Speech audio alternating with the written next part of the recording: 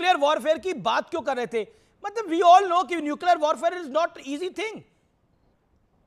But एक जहनी मरीज है, एक बंदा जो है वो मेंटली स्टेबल नहीं है, तो वो दिमागी बीमार है, एक बंदा दिमागी बीमार है और वो अपनी हुकूमत चाहता है और वो अपने लिए, उसके लिए एक बंदर के हाथ में माचिस दे दोगे तो पूरे शहर को तो आग लगाएगा ना। तो ये चला सकता है, बटन क्यों नहीं दबा सकता ये? तो मार्क रूबियो की कॉल के बाद नहीं, मैं एक इंटरेस्टिंग पॉइंट आपको बता रहा हूं, आपने भी जो बाला जिक्र करा कि मार्क रूबियो की कॉल के बाद, आदिल राजा, मार्क रूबियो की कॉल के बाद ये घुटनों पर आया और घुटनों पे आया, और कल के भारत के स्ट्राइक्स के बाद इनकी हवा बड़ी टाइट हुई है, बड़ी हवा टाइट हुई है कल के जो स्ट्राइक्स हुए हैं, यानी आज सुबह सुबह गालियां इतनी ज्यादा पड़ी थी जो आपने स्ट्राइक किए हैं, वो मेरे घर के बिल्कुल दीवार के साथ गिरा है। मैंने, मेरी वालदा को उन्होंने हाउस अरेस्ट करके रखा हुआ है वहां पे, उनको पाकिस्तान से निकल नहीं देते, अगवा कर लिया था मेरी वालदा को, और उसके बाद उसको जो है हाई कोर्ट के ऑर्डर्स के बावजूद उसको निकलने नहीं देते वहां से। मेरी उनसे रात को मैंने पूछा, उन्होंने कहा जो है वो चकलाला एयरबेस, नूर खान एयरबेस के ऊपर रहते हैं, तो उन्होंने कहा कि अंदर अटैक हो गया है। इनको लान तान गालियां इतनी पड़ी थी कि इन्होंने रिस्पॉन्स अब जो है वो मजबूरी के तहत दिया, लेकिन पाकिस्तान एयरफोर्स ने चाइनीज सपोर्ट के साथ जो है वो एयर सुपीरियरिटी दिखाई है अपनी। ये आपको मानना पड़ेगा कि जंग जब होती है तो वो अब चाइनीज का इंटरेस्ट ये है। नहीं, यहाँ पर कर्नल दानवीर हमारे साथ हैं, वो कुछ आपसे पूछना चाहते हैं।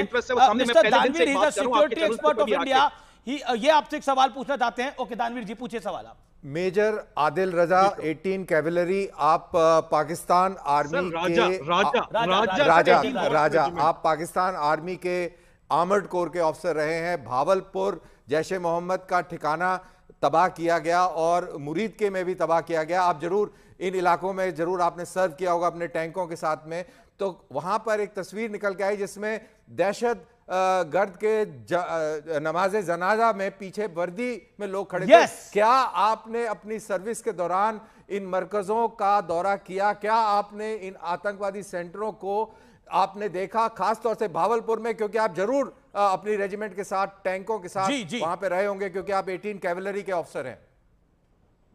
देखिए सर, इसमें ये बात आपको समझने की जरूरत है कि ये जो दहशतगर्द ग्रुप है, मिलिटेंट ग्रुप्स हैं, ये 1980s से CIA और ISI ने मिलके बनाए थे अफगान जहाद के लिए। जब अमेरिकन डंप करके जब काम निकल गया तो ये उस वक्त तक इतने स्ट्रांग हो चुके थे कि अपना एक इकोसिस्टम ये बना चुके थे। एक टेरर फॉर्मिंग का इकोसिस्टम है, बेरोजगारी इतनी ज्यादा है, अनएम्प्लॉयमेंट पाकिस्तान में, और ये जॉब्स भी ऑफर करते हैं। मदरसों में बच्चे इतने ज्यादा लोग पैदा कर भी देते हैं जिनको खिला भी नहीं सकते, तो मदरसा मुफ्त खाना देता है, तो मदरसों के अंदर उनको भेज जाते हैं क्योंकि स्टेट उनका ख्याल नहीं रखती पाकिस्तान की। स्टेट की प्रायोरिटीज अपने जर्नलों के पेट भरना है, तो जाहिर बात है स्टेट किस तरह इनका ख्याल रखेगी। तो इनका पूरा का पूरा एक इकोसिस्टम चल रहा है। और बाय द वे जो आपने अटैक किया सर, उस अटैक के अंदर तो ऑलरेडी वहां से जो मिलिटेंट्स थे वो सारे छोड़ के जा चुके थे। मिलिटेंट्स वहां पे कोई मौजूद नहीं थे, और वहां पे मेरे पास आई विटनेसेस रिपोर्ट है कि ऑलरेडी वहां पे सादा कपड़ों में गर्दी है, उसके पीछे वर्दी है, और इसकी जो तस्वीर निकल के आई, तो मैं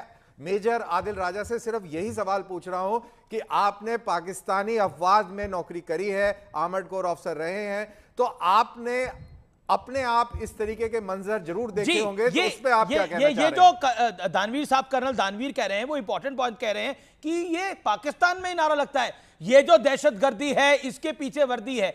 ये ऊंची सलवारों वालों के साथ क्या करते हैं पाकिस्तान सेना के? पहले नारा लगाया था, फिर मरियम नवाज ने, जो इस वक्त इसी वर्दी वालों ने उसको चीफ मिनिस्टर बनाया हुआ है, उसने ये नारा लगाया था। लेकिन मिलिटेंट ऑर्गेनाइजेशंस को पाकिस्तानी मिलिट्री एज प्रॉक्सीज तो यूज कर रही है, जिस तरह बलूचिस्तान के अंदर आप लोग भारत वाले जो है वो प्रॉक्सीज के तौर के ऊपर यूज करते हैं। Kulbhushan Jadhav was a smoking gun over there sir, तो please let's not get over there. But yes of course there is a history to it, किताबें इसके ऊपर लिखी हुई है, इसमें कोई दो राय तो नहीं है ना कि मिलिटेंट ऑर्गेनाइजेशंस एज प्रॉक्सीज जो है वो CIA और ISI यूज करती रही है। नहीं, मैंने sir as a fighting arm officer कभी भी इनके साथ कोऑपरेट नहीं किया, लेकिन definitely there is a interoperability between the ISI and between the these militant outfits। जब तक आप, और this was very recent, जब यहाँ पे अमेरिका और इंटरनेशनल सिक्योरिटी असिस्टेंस फोर्स जहाँ पे बैठी हुई थी अफगानिस्तान के अंदर, तो तब भी ये डबल गेम होती रही है। जिम मैटिस ने, जो डिफेंस सेक्रेटरी भी हैं और सेंटकॉम के कमांडर भी थे, उन्होंने अपनी कॉल साइन केओस जो लेटेस्ट बुक लिखी है उसके अंदर इसको मेंशन किया है कि पाकिस्तान डबल गेम कर रहा था, और डबल गेम पाकिस्तान इनको एज अ प्रॉक्सी एलिमेंट जल मुशर्रफ यूज करते रहे हैं। इट आदिल राजा, एक बात जरूर मैं इसमें पॉइंट करूंगा कि आप एक्स मिलिट्री ऑफिसर हैं, आप भी प्रोपेगेंडा वॉर के शिकार हो गए। हमारा कोई भी तैयारा पाकिस्तान के जहाजों ने नहीं गिराया है और कोई इस तरीके की चीज नहीं हुई है। ये हार्डकोर प्रोपेगेंडा वॉरफेयर है आदिल राजा, और हमारे अधिकारियों ने इस चीज को बिल्कुल क्लियर कर दिया है कि ऐसी कोई चीज नहीं हुई है। यू आल्सो अंडरस्टैंड आदिल राजा कि पाकिस्तान मिस इन्फॉर्मेशन को फ्लोट करा था और हमने डिबंक करा विद फैक्ट्स एंड फिगर्स। मैं रिटोरिक बोलना नहीं चाहता। पाकिस्तान की इतनी नहीं है पहुंच के वो कर रहा था, चाइना कर रहा था, ये मैं मान सकता हूं कि Chinese defence Chengdu air weapon complex के शेयर बिलियन ऑफ डॉलर चढ़ गए हैं, ये मैं मान सकता हूं। लेकिन सर पता चल जाएगा, ये इतना ज्यादा दूर तो नहीं है, इस तरह की चीजें छुपी नहीं रह सकती, पता चल जाएगी। हाँ बिल्कुल बिल्कुल बिल्कुल बिल्कुल पता लग जाएगी। आदिल राजा, मेरा आपसे एक अगला जो प्रश्न है वो बड़ा महत्वपूर्ण है, वो ये है कि क्या आपको लगता है कि यहां से मुनीर जो है वो सुधरेगा? आपकी जानकारी क्या कह रही है? क्या मुनीर सवाल ही नहीं पैदा होता, सवाल ही नहीं पैदा होता, सवाल ही नहीं पैदा होता, सवाल ही नहीं पैदा होता। आज से मुनीर सुधरने वाली चीज ही नहीं है। उसने 10 साल हुकूमत करनी है, अभी उसके 3 साल पूरे नहीं हुए, वो 10 साल करना चाहता है। आपके ख्याल में वो सुधर के कर लेगा? उसको पब्लिक सपोर्ट के बगैर वो कर नहीं सकता ये काम। तो पब्लिक सपोर्ट लेने के लिए इस तरह के ड्रामे वो चलाएगा, मजीद चलाएगा। और नवाज शरीफ साहब के सर के ऊपर अगर आप चाहते हैं कि वो चल जाए, तो आप लोगों को मैं बता दूं, सांप को जितना मर्जी दूध पिला दो, डसना उसकी फितरत के अंदर होता है।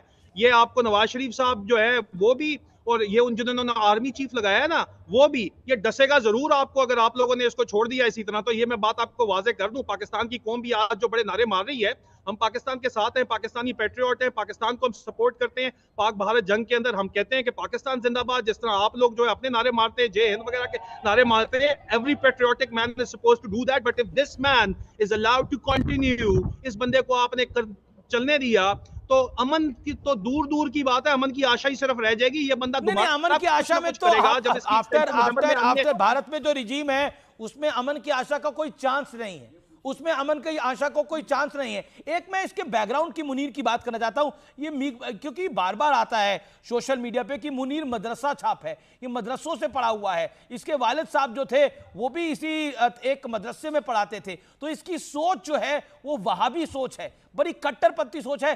तभी एक फौजी इस तरह के नफरत भरे भाषण किसी कौम के बारे में दे रहा है, हिंदुओं के बारे में दे रहा है। क्या ये एक मदरसा छाप है? क्या ये मुल्ला मुनीर है जैसा बोला जाता है? भाई वो अपने पॉलिटिकल, वो अपने पॉलिटिकल, वो भाई दिन को मुल्ला है, शाम को चाचू विस्की है, ठीक है, विस्की भी पूरी पीता है, सुबह इनको सुनाता है, हलक से गलत कोट करता है कुरान की आयतें, शाम को विस्की पे चीयर्स करता है, ठीक है। चाचू विस्की भी उसी का नाम है, और उसका नाम जो है वो डेहरी हसनाबाद जो उनका इलाका है, उसके गटर का ढक्कन भी उन्हीं का नाम है, ठीक है। और तो ये बंदा मुनीर भी यही है, चाचू विस्की भी यही है। सुने सुने सुने सुने कर्नल साहब बैठे ना, ये स्टाफ कोर्स कर रहा था ना, तो इसका नाम द डिसीवर रखा गया था स्टाफ कोर्स की पब्लिकेशन के अंदर। जो बंदा as a major, as a captain, the deceiver के तौर के ऊपर इस फौज के अंदर मशहूर है, योर कोर्समेट्स को पता होता है बंदा क्या है, वो आपकी रग रग से जानते हैं आपको। जो बंदा डिसीवर, धोखेबाज मशहूर है, उसके ऊपर वो धोखा नहीं देगा तो और क्या करेगा यार, वो उसने यही काम करना है दोबारा आके, ठीक है। और आप लोग आंखें बंद करके बैठे रहें कि कोई बात नहीं, my enemy is making a mistake, why should I stop him. तो ये जो है ना, ये आके आपको अभी इसने जो काम किया है, ये दोबारा आके दोबारा भी करेगा अगर इसको, if he is allowed to continue doing what he is doing.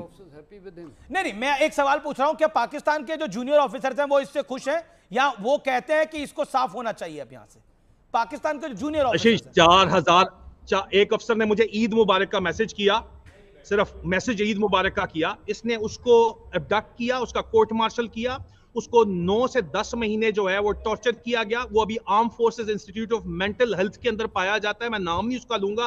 बीवी उसकी रो रो के मुझे बताती रही, मैं चुप करके मैं बर्दाश्त किया, उसने मुझे कभी कोई इंफॉर्मेशन पास नहीं की। I'm a 3rd generation Pakistan army officer. Young officers जो है 4000 प्लस ऑफिसर्स को जनरल बाजवा और इसने मिलके under the Pakistan army act article 199 इसने बगैर वजह बताए एडमिनिस्ट्रेटिव एक्शन के तहत उनको लेटर ऑफ थैंक्स देके फारिग कर दिया है विदाउट बेनिफिट्स। कुछ को बेनिफिट्स मिले। क्या नहीं, मैं जानना चाह रहा हूं जूनियर ऑफिसर्स में इसके, अगर आप एक लाइन में समझा पाएंगे तो क्या मूड है जूनियर ऑफिसर्स में इसके बारे में, मुनीर के बारे में, मुल्ला मुनीर, चाचू विस्की के बारे में? सर ये पाकिस्तान आर्मी एक कॉलोनियल आर्मी है, अभी तक है। उसमें जो रैंक हायरार्की है वो इस तरह की है कि कभी भी म्यूटनी कामयाब नहीं हुई है, and then there is a benefit infrastructure इस किस्म का है। 15 साल पे डीएचए का पहला प्लॉट 22 साल पे DHA का दूसरा प्लॉट, आप करोड़पति 15 साल की सर्विस अच्छे बच्चे बन के कर लें तो आपको वो मिल जाता है, ठीक है।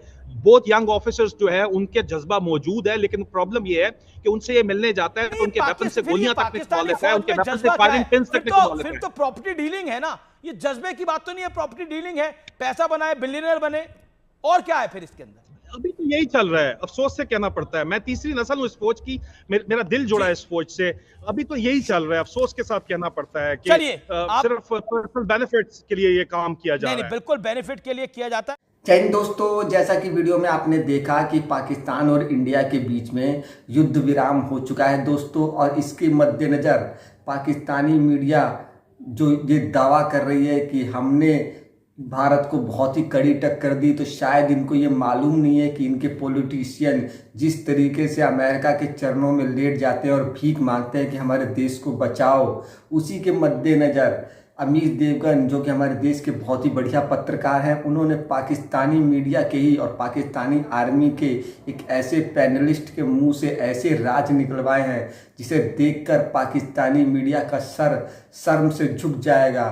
और उनके ही देश के सैनिक आदिल रजा, जिनका अपना खुद का यूट्यूब चैनल भी है, उन्होंने भारतीय मीडिया के सामने ये कबूल किया है कि पाकिस्तानी मीडिया आतंकवाद को फैलाने में और दूसरे देशों को एक्सपोर्ट करने में नंबर 1 पर है। और ये पाकिस्तानी आर्मी इतनी नीचे तक गिर चुकी है कि ये अपने ही लोगों का शोषण करती है और उनकी प्राइवेट वीडियो बनाकर उन्हें ब्लैकमेल करती है, क्योंकि जिस तरीके से आदिल रजा ने पाकिस्तानी सेना की पोल खोल दी है, तो आप सोच सकते हैं कि पाकिस्तानी मीडिया एक ऐसा जहरीला सांप है जिसे आप जितना भी दूध पिलाएंगे एक न एक दिन वो आपको डस लेगा। मेरी आपसे यही अनुरोध है और भारतीय मीडिया से, और भारतीय जो भी अधिकारी है उन्हें पाकिस्तान जैसे देश पर कभी भी भरोसा नहीं करना चाहिए।